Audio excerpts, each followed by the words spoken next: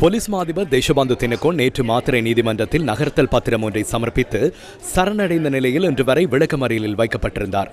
அங்கனுகுல palace சிறைச்சாலையிலிருந்து கடும் பாதுகாப்புக்கு மத்தியில் அழைத்து வரப்பட்ட அவர் இன்று மாத்திரை நீதவான் அருண புத்ததாச முன்னிலையில் மீண்டும் ஆஜர்படுத்தப்பட்டார்.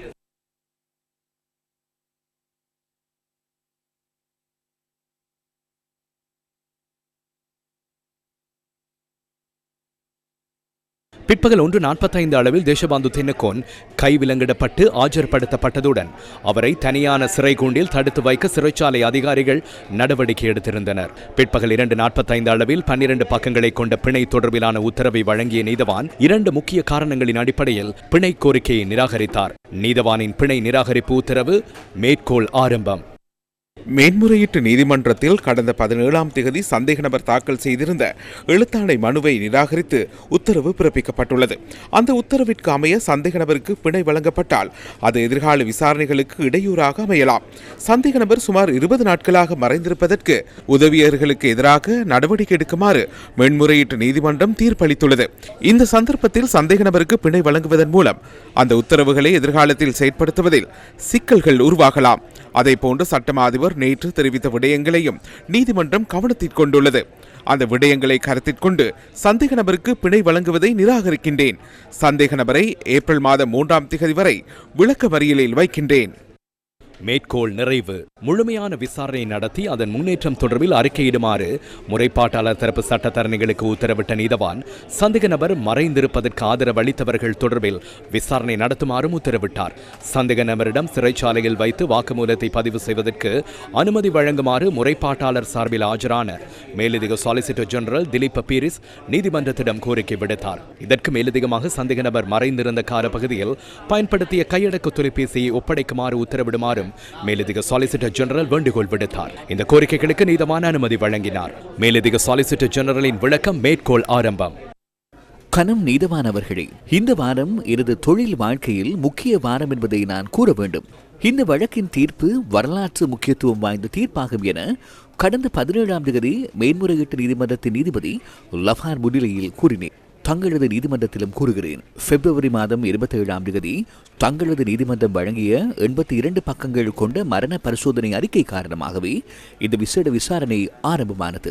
இன்று தாங்கள் வழங்கிய 12 பக்கங்களை கொண்ட வழக்கு தீர்ப்பினூடாக ஒரு குற்றச்செயல் தொடர்பில் சட்டம் நடைமுறைப்படுத்தப்பட்டமை மற்றும் சட்ட ஆட்சி தொடர்பில் மிகப்பெரிய செய்தி சமூகத்திற்கு செல்கிறது. குற்றம் செய்துவிட்டு எவராலும் தலைமறைவாகி இருக்க முடியாது. அவ்வாறு மறைந்திருப்பவர்கள் தற்போது கவனமாக இருக்க வேண்டிய காலமே வந்துள்ளது. நான் இந்த நீதிமன்றத்திற்கு இன்று வெட்கத்துடன் வந்தேன்.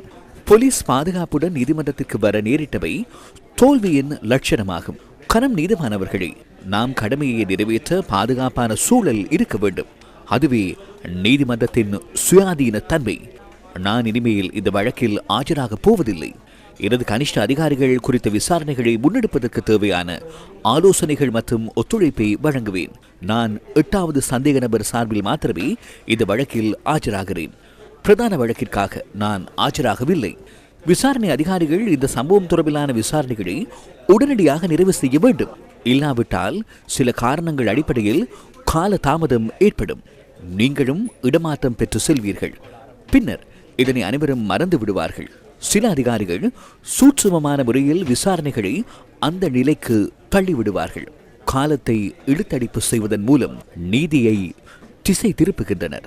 இந்த சம்பவத்தில் சந்தேக நபர்களாக பெயரிடப்பட்டுள்ள ஏனைய 6வரும் நகர்த்தல் பத்திரம் ஒன்றை நாளை தாக்கல் செய்து நீதிமன்றத்தில் சரணடைவார்கள் என திலீப் பீரிஸ் மேலும் கூறினார்.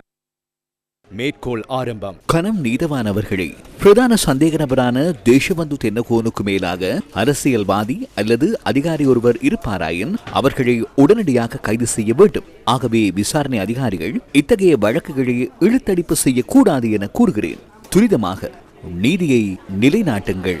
நீதவான் நீதிமன்றம் இன்று பிறப்பித்த உத்தரவுக்கமைய தேசபந்து தென்னக்கோன் மீதான 9 குற்றச்சாட்டுகள் தொடர்பில் விசாரணை முன்னெடுக்கப்படுகின்றமை தெரிய வருகின்றது.